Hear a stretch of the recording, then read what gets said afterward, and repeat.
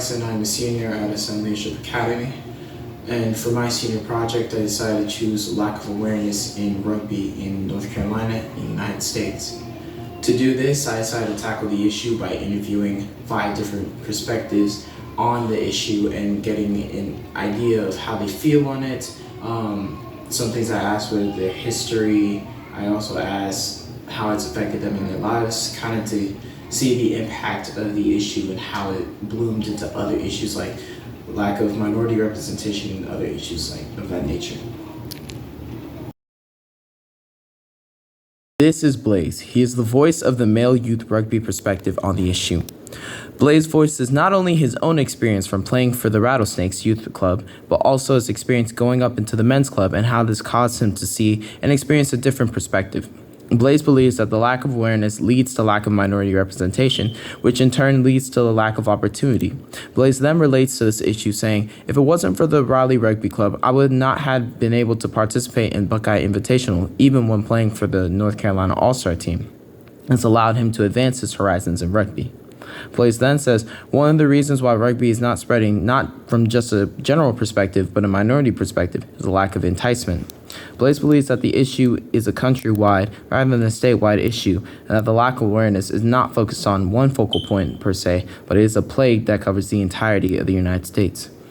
Blaze closes out the interview explaining his jump from the youth club level to the men's club level. Blaze mentions a shift in minority representation actually decreasing going from the youth level to the men's level. The big takeaway from Blaze's interview is the lack of awareness of the game is the main progenitor of all other issues. This is DeMonte Noble, a former USA Eagles/Falcons and MLR player. DeMonte focuses heavily on the college/Major League Rugby scene, or MLR for short, and how the lack of awareness in rugby has bloomed in his own encounters as a minority from the professional rugby perspective. DeMonte accounts for times where he was underpaid or mistreated as a semi-pro rugby player, and how lack of awareness also fed into stereotypes aside from rugby stereotypes, which created a toxic environment for him.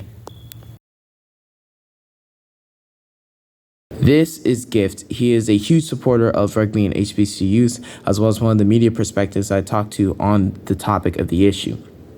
Gift focuses on how coaching tactics can affect players and in turn reduce the retention rates of players as well as hindering the spreading of the game.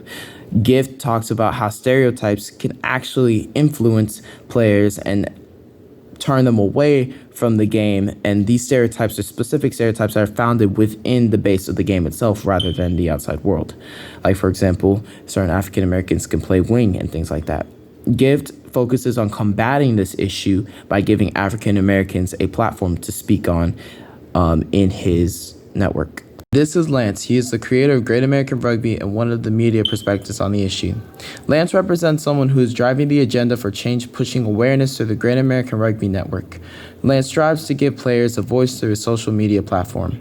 Lance accounts there really isn't many of us of color driving home the rugby scene through media.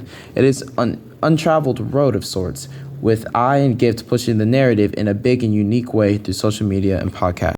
This is Mercedes Washington. She is the women's youth perspective and a current member of the NCYRU All-Star Club. She is also a player for the Clayton Copperheads. Mercedes gives a unique perspective of what it is to live as a woman in youth rugby. Mercedes explains her feelings of loneliness due to how niche the sport is. This is caused by lack of awareness, and to combat it, she would go to her classmates and spread the game through her school. Although rugby is NCAA support for women, Mercedes still saw a lack of minority representation, which also was an issue.